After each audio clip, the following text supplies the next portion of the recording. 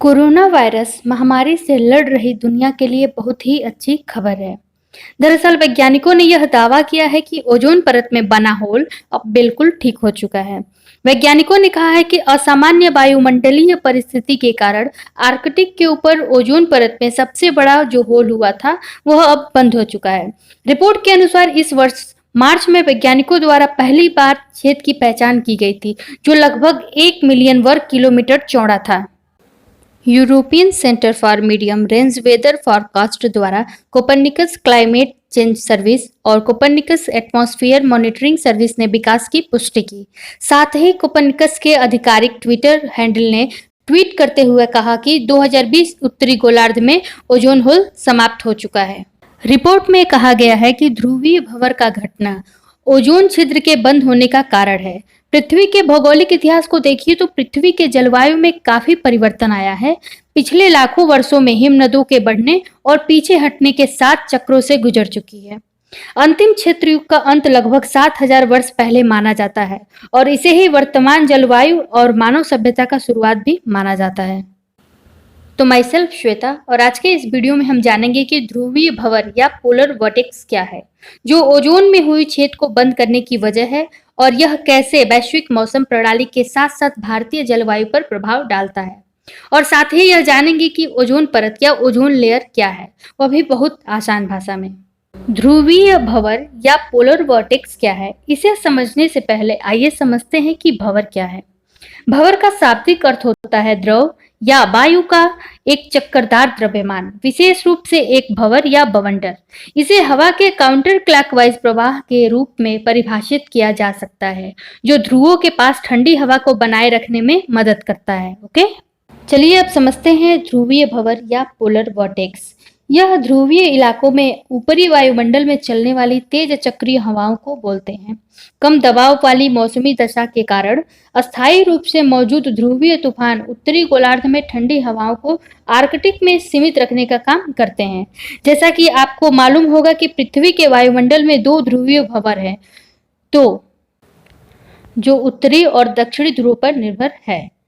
हर ध्रुवीय भंवर व्यास में 1000 किलोमीटर से कम एक निरंतर बड़े पैमाने पर निम्न दबाव क्षेत्र है, जो उत्तरी ध्रुव को और दक्षिणी ध्रुव पर घड़ी की दिशा में दक्षिणावर्त घुमाता है।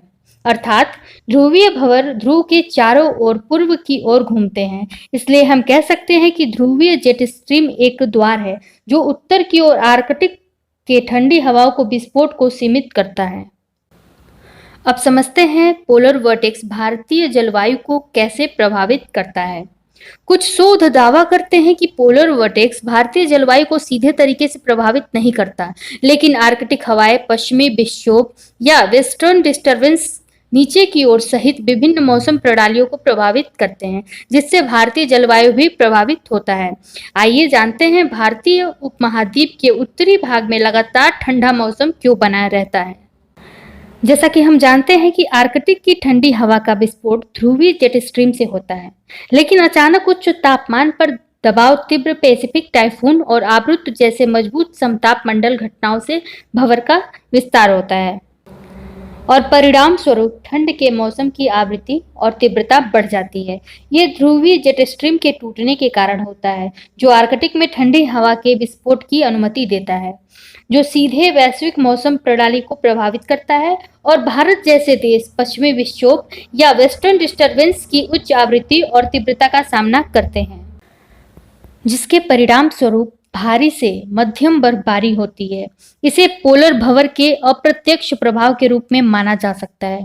हमारे लिए यह समझना जरूरी है कि ओजोन परत के बिना पृथ्वी पर जीवन असंभव है। अगर ओजोन परत में कमी होगी तो पराबैंगनी किरणें या अल्ट्रावायलेट रेज का लेवल बढ़ जाएगा, जिससे पृथ्वी पर बहुत ही नुकसान हो सकते हैं। आइए अब जानते हैं कि क्या है ओजोन लेयर या ओजोन परत। ओजोन लेयर एक तरह का सुरक्षा कवच है, जो सूर्य से आने वाली पराबैंगनी किरणों से पृथ्वी की रक्षा करता है। ये पृथ्वी के सतह से लगभग 15 से 35 किलोमीटर की ऊंचाई पर स्थित होता है, जिसे ओजोन लेयर कहते हैं। ये लेयर बहुत ही पतली होती है। ये पृथ्वी पर आने वाले सूर्य की हानिकारक अल्ट्रावायलेट रेज को रोकने का काम करती हैं। अगर अल्ट्रावायलेट रेज पृथ्वी पर आती हैं तो ये वातावरण, जीव जंतु और पेड़ पौधों को बहुत ही भारी नुकसान पहुंचाती हैं। ये गंध युक्त गैस होती है जो हल्के नीले रंग की होती है। ओजोन लेयर पृथ्वी के वायुमंडल के ही परत में होती है जहां ओजोन गैस की मात्रा अधिक पाई जाती है। ओजोन लेयर ऑक्सीजन का ही एक प्रकार होता है। ऑक्सीजन के जब 3 एटम्स आपस में जुड़ते हैं तो ओजोन लेयर बनाते हैं। जहां ओजोन लेयर का 90% भाग समताप मंडल में उपस्थित होता है, वहीं वायुमंडल में ओजोन लेयर का सिर्फ 10% भाग ही पाया जाता है। पृथ्वी के वायुमंडल का 91% से अधिक ओजोन यहाँ मौजूद है। यह मुख्यतः स्ट्रेटोस्फीयर के निचले भाग में पृथ्वी के सतह के ऊपर लगभग 10 किलोमीटर से लेकर 50 किलोमीटर तक स्थित है। हालांकि इसकी मोटाई मौसम और भौगोलिक दृष्टि से बदलती रहती है। आपको बता दें कि सन 1913 में फ्रांस के फिजिसिस्ट फेवरी चार्ल्स और हेनरी बुसोन ने ओजोन लेयर की खोज की थी।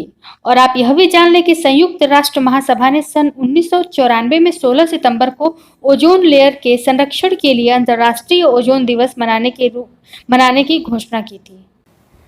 इस दिन ओजोन लेयर के संरक्षण के लिए साल 1987 में बनाए गए मॉन्ट्रियल प्रोटोकॉल पर हस्ताक्षर किया गया था। इसीलिए हर साल 16 सितंबर को पूरे विश्व में ये दिवस मनाया जाता है। पहली बार 1995 को वर्ल्ड ओजोन डे मनाया गया था। ओजोन लेयर सूर्य से निकलने वाली अल्ट्रावायलेट किरणों के कारण निर्मित होती हैं और यह अल्ट्रावायलेट किरणें जब ऑक्सीजन के साथ मिलकर, यानी कि जो ऑक्सीजन के मॉलिक्यूल होते हैं उन पर पड़ती हैं, तब ये किरणें ऑक्सीजन के 2 मॉलिक्यूल को अलग करती हैं। जब ये 2 मॉलिक्यूल अलग हो जाती हैं तब ये ऑक्सीजन के एक दूसरे मॉलिक्यूल को मिलकर एक नया ओजोन लेयर बनाती हैं। अब तो आप समझ गए होंगे कि ओजोन लेयर की कमी से पर्यावरण और हमारे स्वास्थ्य को कितना नुकसान होता है।